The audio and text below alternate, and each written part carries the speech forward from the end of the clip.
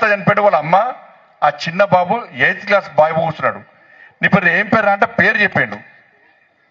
నువ్వు స్కూల్కు పోతలేవా అంటే హే పోన్ పోన్ పోన్ పోన్ అంటున్నాడు. అని ఈ పోన్ పోన్ పోన్ అన్నందుకే ఆ పిచ్చోడని ముద్రేసిన బాబు మీద. సరే అని చెప్పి వాళ్ళ అమ్మమ్మని అడిగిన ఏమైందమ్మంటే వాడు పిచ్చోడు సార్ అంటుంది వాళ్ళ అమ్మమ్మ కూడా. వాళ్ళ అమ్మని అడిగితే వాళ్ళ అమ్మ కూడా వాడు పిచ్చిలేసింది సార్ అంటే వాళ్ళ అమ్మ అంటున్నది. కానీ అబ్బాయిని చూస్తే అట్లా లేడు, అబ్బాయి చాలా యాక్టివ్ ఉన్నాడు. వాళ్ళిద్దరిని వాళ్ళ అమ్మను బయటికి పంపించిన. నేను అంతను కూర్చున్నా, అరే నువ్వు నేను దోస్తున్నా అబ్బాయి, దోస్తు చేస్తావా అంటే చేస్తా అన్నాడు. అన్ని వేరే విషయాలు మాట్లాడి నువ్వు స్కూల్కు పోవాలంటే నేను ఏం చేయాలి అన్న. పోను సార్ అన్నాడు.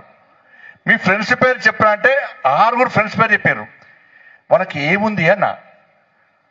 సార్ వాళ్ళకు అందరికీ సైకిల్ ఉన్నాయి, నేను సైకిల్ ముడితే నన్ను కొడుతున్నారు.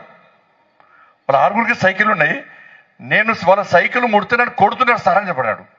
అప్పుడు అర్థమైపోయి సైకిల్ పంచాయతీ అని చెప్పని. నేను అడిగినా మరి స్కూల్కి పోవాలంటే ఏం చేయాలంటే నేను పోను సార్ అంటాడు వాళ్ళ. సరే నీకు సైకిల్ కొనిస్తే పోతావా అంటే ఆయన ఫేస్ మొత్తం వెలిగేది ఒకసారి. అప్పుడు సైకిల్ కొనిస్తే స్కూల్ పోతాడు. మరి సైకిల్ కొనిస్తే స్కూల్ పోతావు, ఇయ్యాలే కొనిస్తా సైకిల్ అన్న. అప్పుడు నేను పోతా సార్ అన్నాడు. ఆ అబ్బాయి పిచ్చోడా కానీ ఊరు మొత్తం ఏం చేసింది, పిచ్చోడ ముద్రేసింది. ఆ అబ్బాయిని మీ సోషల్ మీడియాలో చూసి ఉంటారు, మీ అందరికీ ఆ వీడియో వచ్చింది, నిన్న కూడా వచ్చింది వీడియో.